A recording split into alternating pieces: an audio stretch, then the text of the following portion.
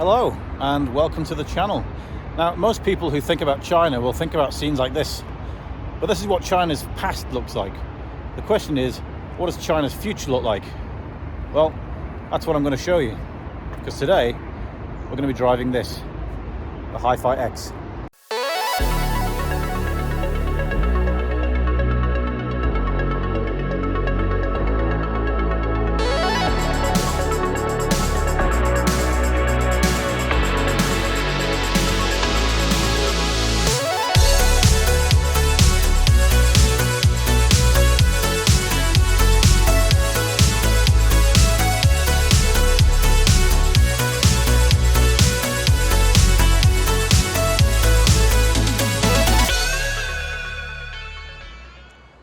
Yes, here it is, the HiPhi X, and I have waited a long time to drive this car. I'm really excited to, but I think you can see why. I mean, just look at it. It's absolutely stunning. It's like a supercar on steroids or some kind of spaceship from the future. It's got this amazing bright orange metallic paintwork. It's very futuristic, very aerodynamic as well. Very clean lines. We've got a cool daytime running light across the front here, intricate light units, projectors that project onto the road and onto the walls as well. We've got LEDs here that show different graphics. Now, I'm not going to trial the key. The key's been a bit funky the last couple of days, but if I press this button here on the B pillar, you'll see the party trick in action, which is the gullwing doors and the 90 degrees electronic doors. Basically, really easy entry into the back of this 6-seater car. Suitable for a royal family member, I would say. Easy to step in there. We've also got a button here, so we can also open the front door the very same way. That's really cool. Now, as I said, you can normally do this on the key, but our key's been a little bit temperamental. Here on the B pillar, we've got a camera. This will do facial recognition if you want to set that up, so only you can get into the car. We've also got a little screen here, and the screen shows you what range you've got left in the car, battery range as well, which is really cool. Now, down here, we've got enormous 22-inch alloys with a rotating logo in the middle, which I quite like. Of course, we've got cameras everywhere, got sensors across the bottom so the doors don't open into things they don't want. Really love how the roof comes down and then comes up as well here with this sort of shark fin detail in the C pillar. It really looks absolutely amazing. But let's check out the back. Now, walk into the back is a full 5.2 meters. This car is absolutely enormous, and it all culminates here in this quite bulky, but I would say quite well resolved tail end. We do have a large spoiler up top and a smaller lip spoiler across here just to reduce lift. We've also got a diffuser that is probably not that effective down there. But the key thing here are these enormous LED light units. So you can also show graphics on here. When you're following this car at night, you know exactly what you're following. It's very clear. Now, this is China, so of course we have a full width daytime running light as well, and an illuminated logo, which is quite nice. But we have an electric tailgate. As I said, it's a 6-seater.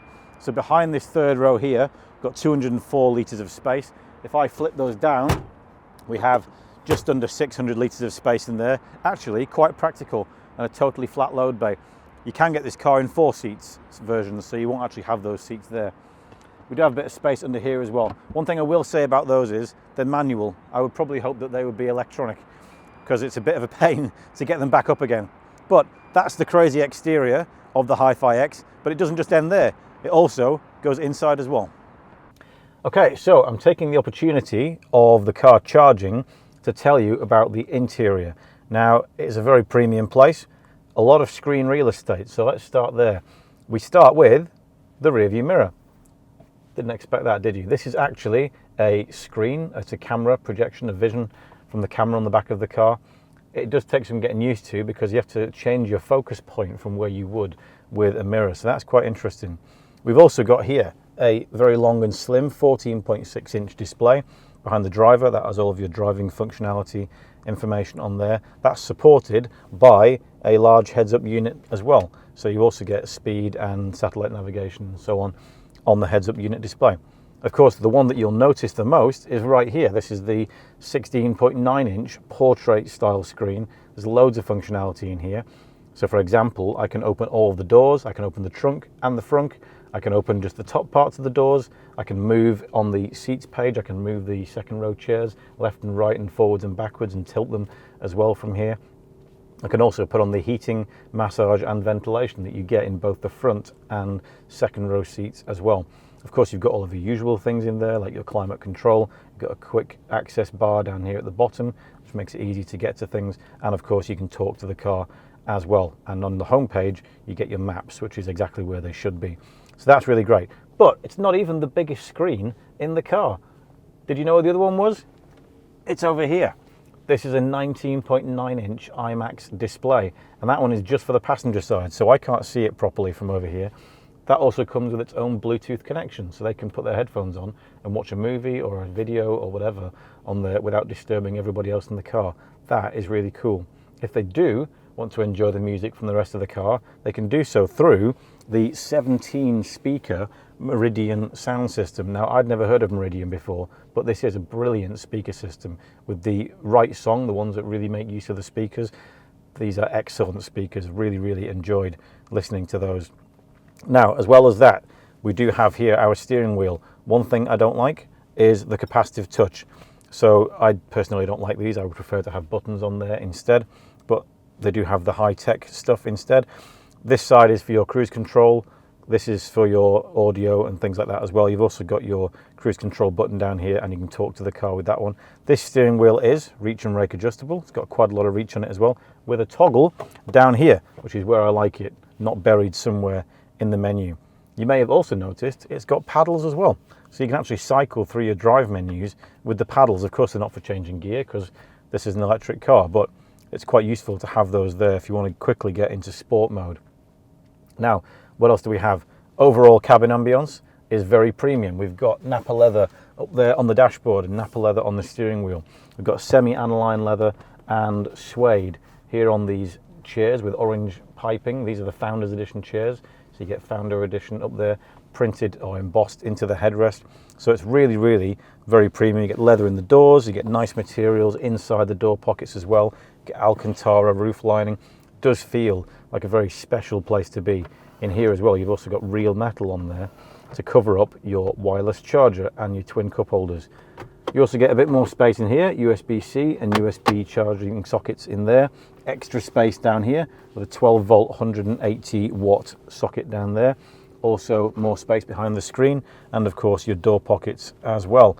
They are electric doors, so you press the button here, and in this strip here, which contains 128 colour ambient lighting that's really quite funky at night time in the car.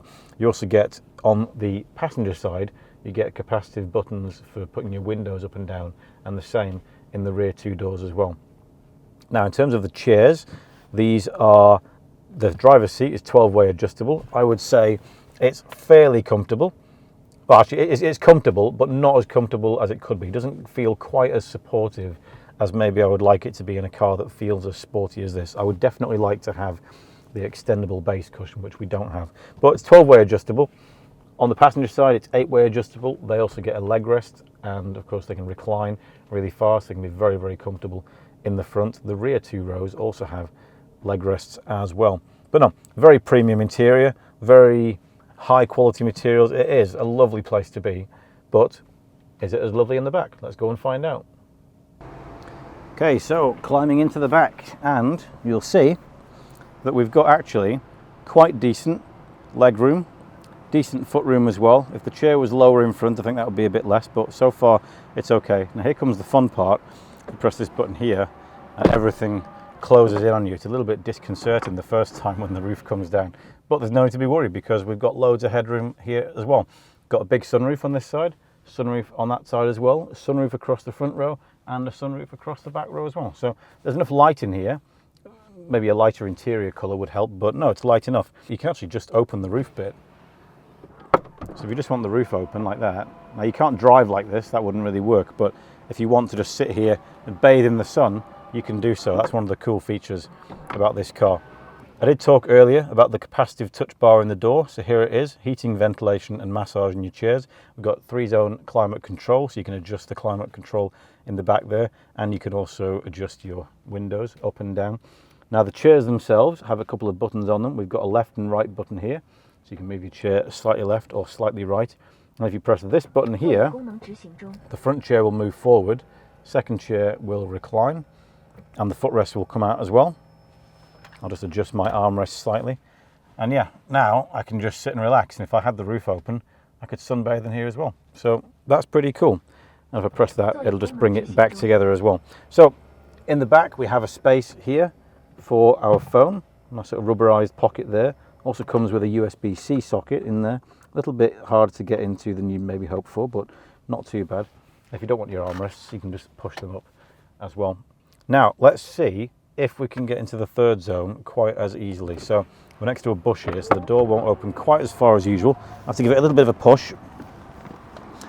Now we press a button here on the side of the chair, and that moves the front seat forwards, moves the second seat inside and forwards as well. And this is really where this open roof comes into its own, because I can just basically walk into the car. It's great. I'll then press that button on the B pillar again. Everything will close up once more. Little process, all takes time. And then you press the button on the back of the chair, and that chair then comes back into position. Now what I would say is, you can probably hear that. That's fairly creaky. You probably wouldn't expect that of a car of this price, so maybe that's something that they've ironed out since the Founders Edition. It's also recognised that there's somebody in the third row, so it's left me more space for my feet. So leg and foot room is okay. Headroom is a little bit tight. This does feel quite close to my forehead, but there's plenty of light in here from the window above us. We do get ventilation here. We get a light in the C-pillar. We get a USB-C socket and a phone holder down there as well. Obviously the seats are not really supporting our thighs here. They probably are still meant for children. But yeah, it's time to go and drive, and that means we need to get out. So if I press this button here, again, you see what happens is it already prepares for me to get out of the car.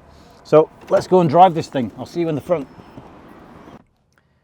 So we've already established that the HiPhi X looks a bit like a rocket ship. The question is, does it go like one? Well, let's pop it into sport and find out. And the answer is yes. Yes, it does go. And it'll reach 100 kilometers per hour in just 3.9 seconds. It's absolutely rapid. It is moving an incredible mass of steel and aluminium, 2.5 tons, and it does that in 3.9 seconds. Very, very impressive. Now, in order to do that, of course, it does need a lot of power, and it does have a lot of power. 220 kilowatts on the front and on the rear, 598 horsepower, 820 Newton meters combined. It really is shifting a lot. It's also shifting a pretty big battery at 97 kilowatt hour battery. They all get the same battery. On the twin motor versions, it's rated to 550 kilometers or 341 miles on the NEDC cycle, a bit stricter than CLTC. So that's pretty impressive. I'll show you the single motor version numbers below. But yeah, it does beg, of course, the question, if it can do it in a straight line, can it do it around corners? And the answer is resoundingly yes. It holds the road absolutely brilliantly for a car of this weight. It's fantastic. And it just doesn't let up. It grips all the way, and it feels very, very dynamic. It feels very lithe. It's partially down to the intelligent four-wheel drive, partially down to the intelligent air suspension and continuous damping control, probably also helped by the fact that we have 10-degree rear steering on this car. So that gives it a very small turning circle, just a 6.6 meter radius, or diameter, I believe that is, I'm not sure. But yeah, it is brilliant at handling, actually. And one thing this car does really well, probably the most premium aspect of it, in my opinion, is how it makes you feel. It feels like it gives you a real feel of momentum. It's like it's gliding, it's just drifting along, whether you have it in sport mode or eco mode. Everything is, I don't know, it's just so, you know, the pedal feel, the steering is well weighted. Quite happy with the steering with the weight of the steering, but it just feels like it all just blends in. It's very seamless, very premium driving experience in that respect. In terms of ride, well, that air suspension is pretty good, actually. It does help a lot, makes you feel very comfortable across probably 99% of surfaces.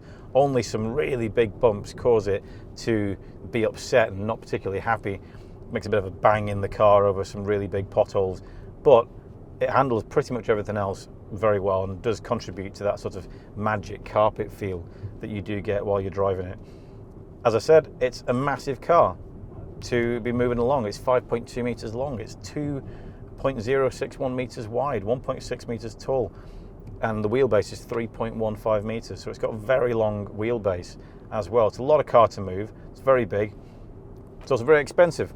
It starts at 570,000 RMB. It's about 69,000 pounds, and rises for the 4-seater version, which comes with a wine cooler in the back, rises to 800,000 RMB, which is about 97,000 pounds. So it's definitely competing against some pretty solid cars in this segment, and in China at least, it's doing very well. The question is whether it'll do that in Europe as well. I guess we'll find out later this year. But it is a very, very premium experience. One thing letting it down, I would say, HiPhi Pilot hasn't been that impressive for me. It has, of course, that's the adaptive, that's the ADAS suite. So it does your lane keeping assist and cruise control, things like that. Cruise control works totally fine. The lane keeping assist wasn't working. I assume it works normally, it just hasn't been working on our car that's had a few glitches. So I would have liked to have tried that, but never mind. Other than that, there is a slight difference in what a premium ADAS experience feels like. So for example, there are some cars you can drive where if you're closing up on the car in front and it's entering your sort of safe space, when you indicate to move out, the car kind of accepts that that car's not going to be there anymore and you're going to move past it. Some of them will even downshift to help you accelerate to get past that car. What this car does is it still thinks, until you've fully left the lane that you're in, still thinks you're going to hit that car. So it does throttle back a little bit. It just does hold you back by the throat, and it just feels, it's not as seamless as you'd maybe hope it to be on a car like this. Now, this particular car itself is a year and a half old. There may have been updates since then that have changed that. I assume that there are, but that was probably the one part that really let it down for me. One good thing though is that when other cars are going faster and they cut in front of you, it doesn't slam on the brakes like some other cars do. It actually just eases off a little bit and rebuilds that space again. So it's smooth enough in that respect. But overall, a very premium experience. I should add, by the way, that it charges from 0 to 80% in 45 minutes. It'll add 220 kilometers of range in 20 minutes. So the charging experience is good as well. I was using a state grid charger earlier. Wasn't quite as quick as that, but those chargers are not quite as fast as maybe this car can accept.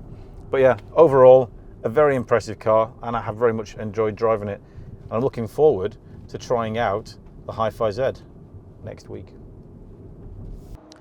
Okay, so how do we conclude this review of the HiPhi X? Well, the question we need to answer is, does it live up to its premium price tag?